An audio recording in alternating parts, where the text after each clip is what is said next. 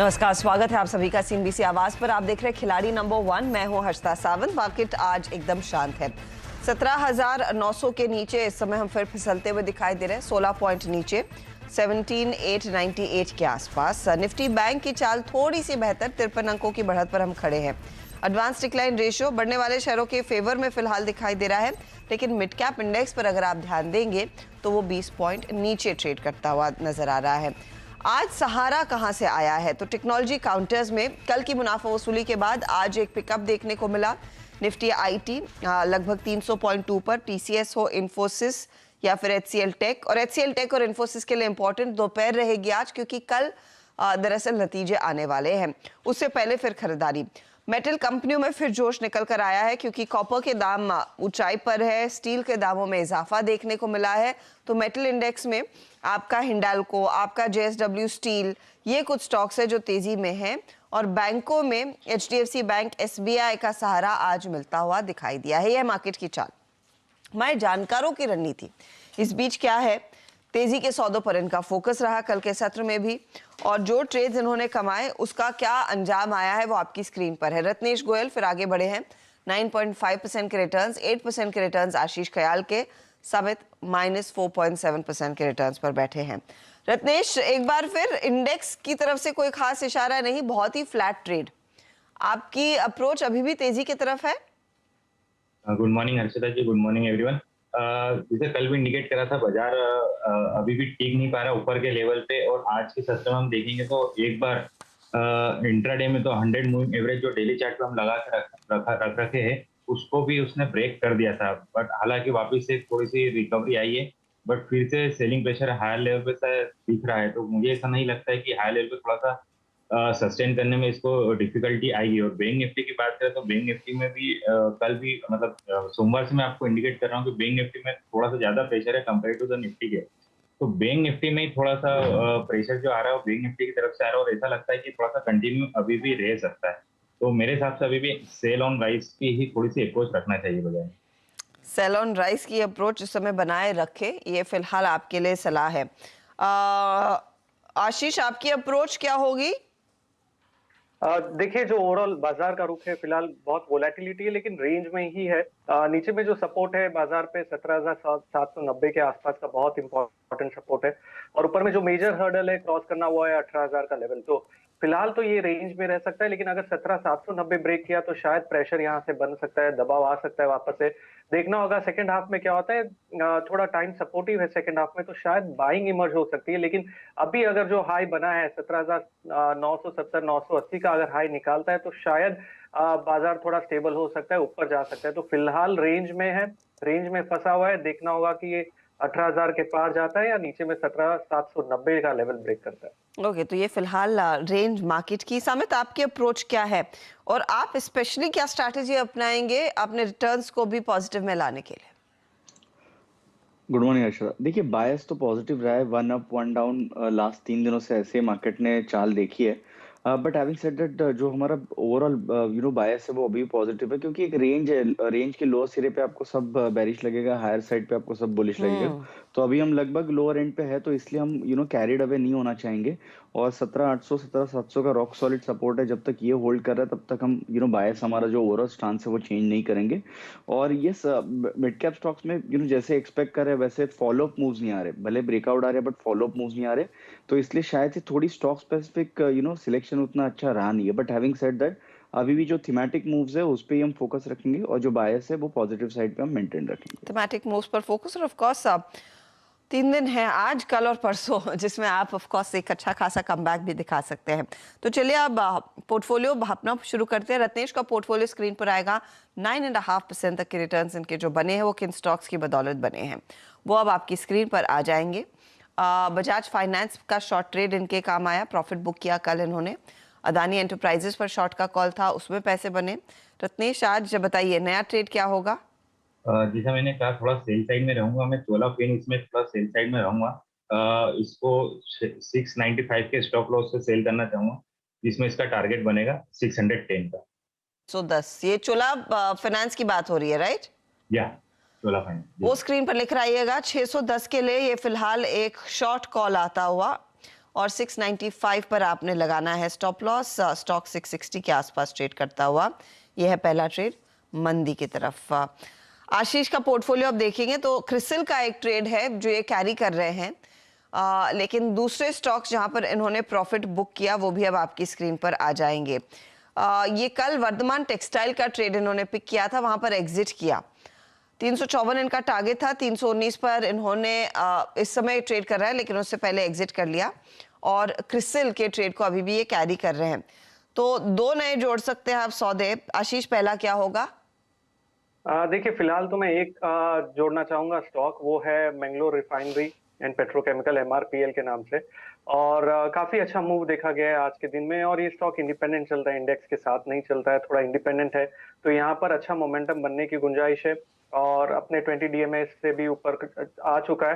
तो इसका टारगेट होगा अराउंड 65.50 का MRPL का, और स्टॉप लॉस लगाना होगा 57.50 का।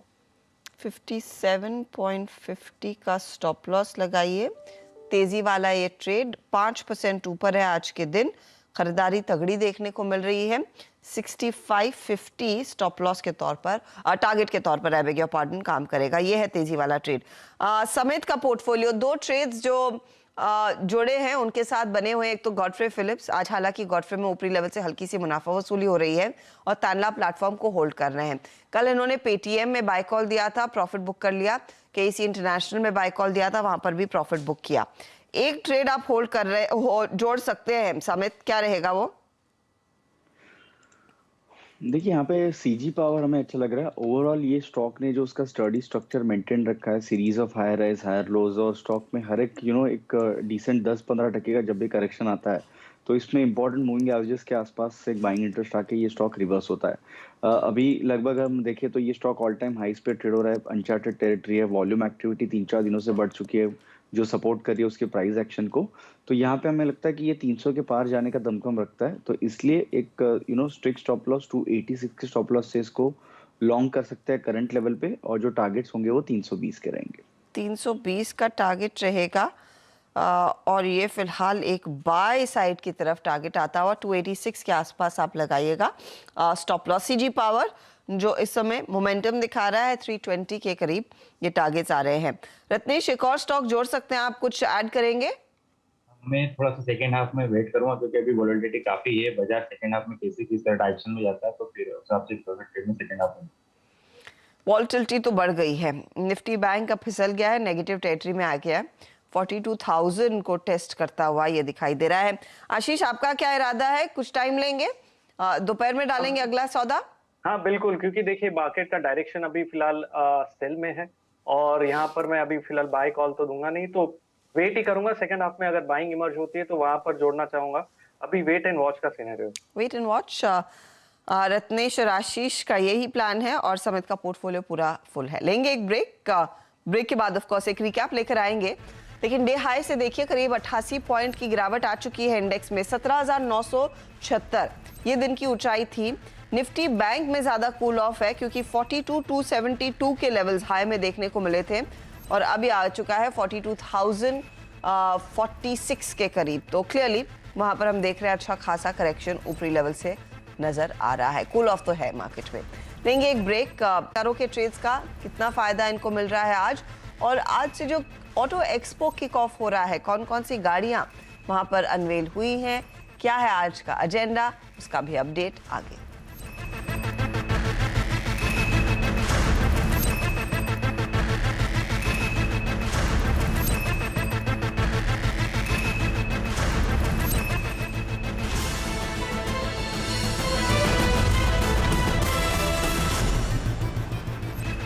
अब देख रहे खिलाड़ी नंबर 1, हमारे जानकारों ने एक एक ट्रेड ऐड किया अपने पोर्टफोलियो में। अब देखते हैं उसका कितना फायदा इनके ओवरऑल रिटर्न्स को मिल रहा है।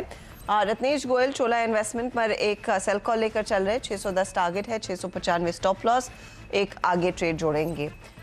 ये स्टॉक इनके लिए ज्यादा कुछ ऐड नहीं कर रहा है, 0.17% तक का हल्का सा दबाव बनता हुआ। आशीष ने क्रिसिल को कैरी किया, बाय साइड का ट्रेड 3,320 के टारगेट के लिए। MRPL नया जोड़ा, 6550 टारगेट है, 5750 का स्टॉप लॉस इन्होंने लगाया है। क्रिसिल 0.27% जोड़कर दे रहा है, और 0.42% के रिटर्न्स अब MRPL कमा कर दे रहा है, तो वहां पर कमाई हो रही है। गॉडफ्रे फिलिप्स और तानला प्लेटफॉर्म को कैरी किया समिट ने। गॉडफ्रे में 2330 के टारगेट को मेंटेन किया है, तानला में 830 के टारगेट को मेंटेन किया है। सीजी पावर नया जोड़ा, 320 है टारगेट। यहाँ पर रिटर्न्स अब आपकी स्क्रीन पर आ जाएंगे और ये देखिए स्थिति।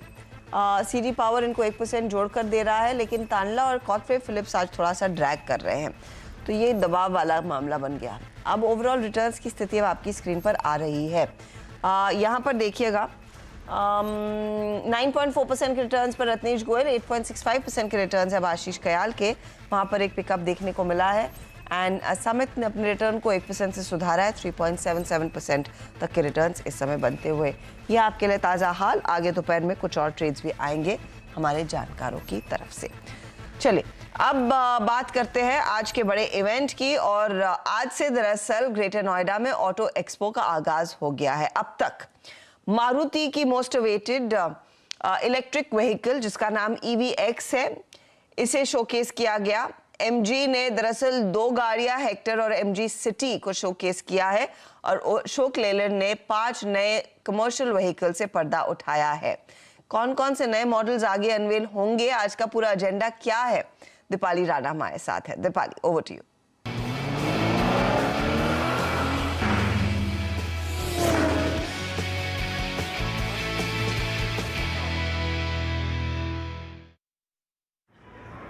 अब से कुछ ही देर में Hyundai अपनी Ioniq 5 EV को लॉन्च करेगी। ऑलरेडी दिसंबर में कंपनी इसका अनवील कर चुकी है, लेकिन इसकी प्राइस अनाउंसमेंट और ऑफिशियल लॉन्च अभी होगा। आप देख सकते हैं अंडर रैप्स ये है। और साथ ही Ioniq 6 जो ठीक पीछे मेरे गाड़ी है Ioniq 6 है, इसे कंपनी शोकेस कर रही है। हालांकि डिटेल्स पता लगेंगी कि क्या ये भी इस साल लॉन्च होगी या फिर नहीं, लेकिन ग्लोबल मार्केट्स में दोनों ही प्रोडक्ट्स ऑलरेडी मिलते हैं। इसके अलावा ऑटो एक्सपो में की हाईलाइट रही मारुति का EV कॉन्सेप्ट। 2025 में कंपनी अपनी EV लेकर आएगी, लेकिन मारुति ने बताया है कि ये एक ऑल टुगेदर नए प्लेटफॉर्म पे बेस्ड EV है। EVX नाम दिया है और 510 किलोमीटर की उसकी रेंज होगी। इसके अलावा MG मोटर्स ने अपना हेक्टर फेसलिफ्ट को लॉन्च किया है, और MG की एयर सिटी EV जो सबसे छोटी EV होगी वो भी शो स्टॉपर के तौर पे रहेगी। लेकिन फिलहाल ये अब तक की हाईलाइट्स रही हैं, लेकिन आगे के लिए टाटा मोटर्स के पवेलियन में अभी हम थोड़ी देर में जाएंगे। वहाँ देखना होगा कि क्या कुछ प्रोडक्ट्स कंपनी लेकर आई, लेकिन एक्सपेक्टेड ये है कि टाटा पंच का EV वर्जन वहाँ पर हो सकता है। साथ ही जो अब तक टाटा मोटर्स ने अपने EV प्लेटफॉर्म्स दिखाए हैं, EV कॉन्सेप्ट कार्स दिखाई है, कर्व और अविनिया, वो भी वहाँ मौजूद रहेंगी। लेकिन फिलहाल Hyundai के पवेलियन में काफ़ी भीड़ भाड़ होना शुरू हो गई है, क्योंकि शाहरुख खान भी यहाँ आ रहे हैं जो कि ब्रांड एम्बेसडर है Hyundai के। यहाँ पे जो मेन हाईलाइट है वो Ioniq 5 और Ioniq 6 है, जो आप देख सकते हैं Ioniq 5 अंडर रैप्स और Ioniq 6 ठीक यहाँ पर मौजूद है। ये क्रॉस ओवर है जो कि EV है, ग्लोबल मार्केट्स में ऑलरेडी मौजूद है। तो Hyundai की गाड़ियों से पर्दा उठता हुआ, हालांकि इंटरनेशनल प्लेटफॉर्म पे उपलब्ध है, भारत में लॉन्च की तैयारी होती हुई, लेकिन सबसे ज़्यादा interest of course Shahrukh Khan को देखने में होगा Hyundai के पवेलियन में। लेकिन जैसे दीपाली मेंशन कर रही थी, मोस्ट अवेटेड है मारुति के प्लान्स, इनकी EV प्लान पोर्टफोलियो को लेकर, और EVX को शोकेस किया गया। चलिए लेंगे इसी के साथ एक ब्रेक के बाद आगे फोकस कमोडिटी मार्केट के एक्शन पर। बने रहिए CNBC आवाज़ के साथ।